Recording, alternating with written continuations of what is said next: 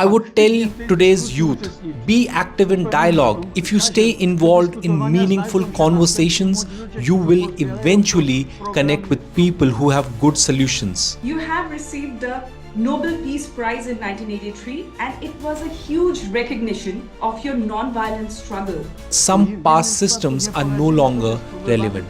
They need to be changed or we won't survive. Today's day and age, if we don't evolve, we just perish. Peaceful change is harder today because we are still in the phase of collecting and testing good ideas. So according to you, Mr. Walẽsa, what are the three fundamental aspects of democracy which needs to be implemented by every government?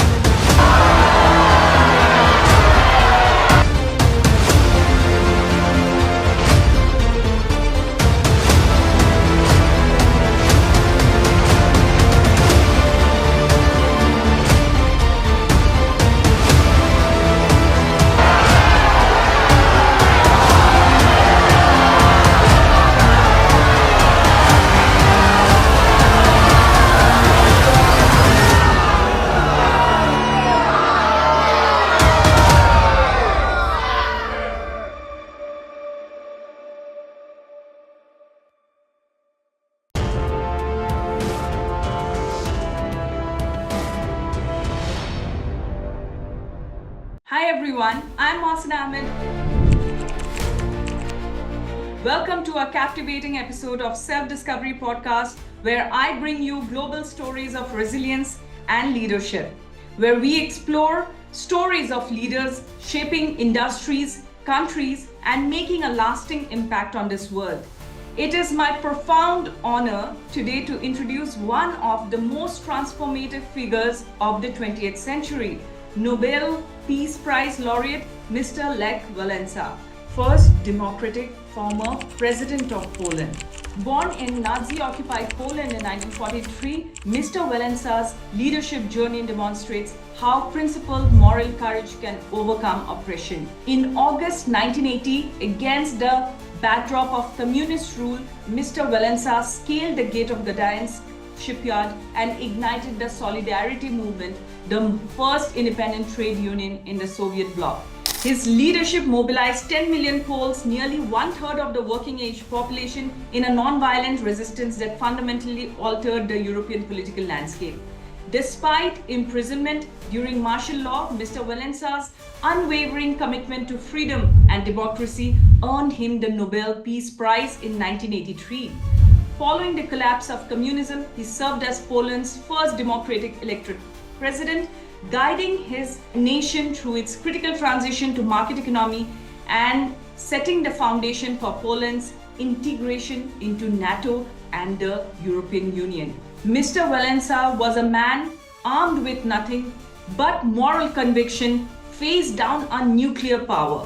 His legacy proves that when citizens unite behind a leader devoted to freedom and human rights, they can dismantle authoritarian structures and establish lasting democratic institutions. Mr. Lech Wałęsa, you have consistently promoted democracy and human rights. How can this bridge the cultural gap that is happening in a very, very polarized countries that we see today? We are in an era of discussion, and while we are facing challenges, that very discomfort helps us search for better paths forward. It's through open dialogue that we'll find common ground. Right. So, Mr. Lech Wałęsa, I want to ask you this because you have received the Nobel Peace Prize in 1983, and it was a huge recognition of your non-violent struggle. In your journey, you have shown remarkable emotional intelligence, balancing personal sacrifice and commitment. How can this be cultivated in today's society, and how can resilience be cultivated in I today's received the youth? Nobel Prize for helping dismantle a broken system. But now we are in a different time. We need to build a new system. It's a different kind of work. Peaceful change is harder today because we are still in the phase of collecting and testing good ideas. We are not yet sure what will work. That's why things feel uncertain right now. Right, absolutely true. So, as the first democratically elected president of Poland, you navigated immense change. How did you manage the emotional and psychological toll, which was very important while ensuring Poland's transition? At that time, I understood clearly we were entering a new era of dialogue. So I initiated discussions, even on difficult and decisive topics, even if they sometimes went in the wrong direction. But that was my way of managing the transition, understanding the times I've lived in and adjusting to them. Each era requires a different kind of leadership. So your courage is indomitable. So amazing, from a person, you went ahead with your conviction and your belief. And you went ahead and you defeated the authoritarian government then. So what is the courage that is required for today's youth?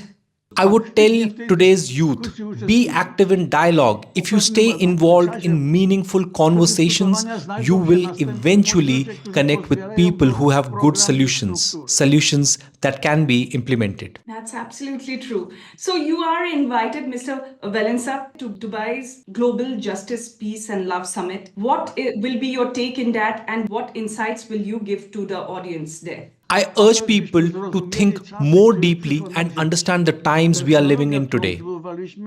Today's technology is forcing us to recognize the world. Some problems can no longer be solved locally. We must think globally. If we don't, we won't find lasting solutions. We also have to accept that some past systems are no longer relevant. They need to be changed or we won't survive. We are seeing a loss of faith in democracy. To restore it, we must repair broken elements of the system. Many politicians focus only on their region and short-term success, but not the long-term vision. But our technological progress demands a larger, more global political structure. That's very true. So according to you, Mr. Walẽsa, what are the three fundamental aspects of democracy which needs to be implemented by every government? First, look at Russia-Ukraine conflict. Democracy must place limits on power. Leaders of major countries should not be allowed more than 2 terms in office. If they stay longer, they can create dangerous systems of control. Second, there must be clear rules for impeaching elected leaders who behave improperly. Being elected should not mean immunity. Third, political party financing must be transparent and accountable. These 3 principal terms, limits, accountability, and financial transparency, should be written in every constitution to protect citizens from corruption. Also, we need to redefine what it means to be left-wing or right-wing. Today, those terms are so mixed up that people don't even know which side they are on. It's up to the new generation to bring clarity and structure to political ideologies. That's very true. That's very true, Mr. Walẽsa. Rightly put. So I want to ask you here, you have been a promoter of human rights. What are the 3 human rights that you think are still missing and it's not implemented in today's day and age, even though we are in the modern age? The world has evolved in stages. Until the end of 20th century, nations were primarily structured. Laws were built around them. But now we need to think on continental or even global scale. Look at Europe. We had wars, revolutions, but now we have open borders and a shared currency. That's progress. Human rights must now be seen through a global lens, not just national laws. Globalization takes cues from Europe's model, common laws, open borders, and cooperation. Unfortunately, some leaders try to stop this evolution. But again, even this resistance is part of necessary global debate. It helps us realize which paths don't work.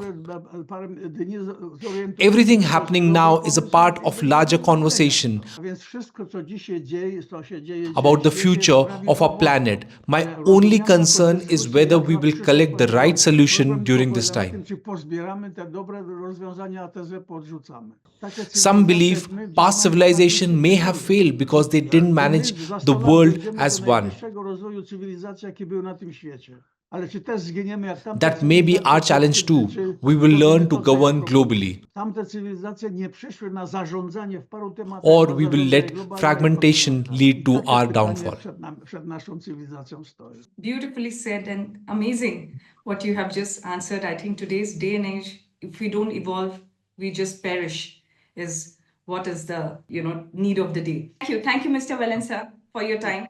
Thank you so much. Thank you. Disclaimer. The views and opinions expressed in this podcast interview are those of the guest and do not necessarily reflect the official policy or position of the HT Media or the host. HT Media makes no representations as to the accuracy, completeness, currentness, suitability, or validity of any information in this video and will not be liable for any errors, omissions, or delays in this information or any losses, injuries, or damages arising from its display or use. All information is provided on an as-is basis. HT Media reserves the right to edit, modify, or remove content without notice. Any reliance you place on such information is strictly at your own risk.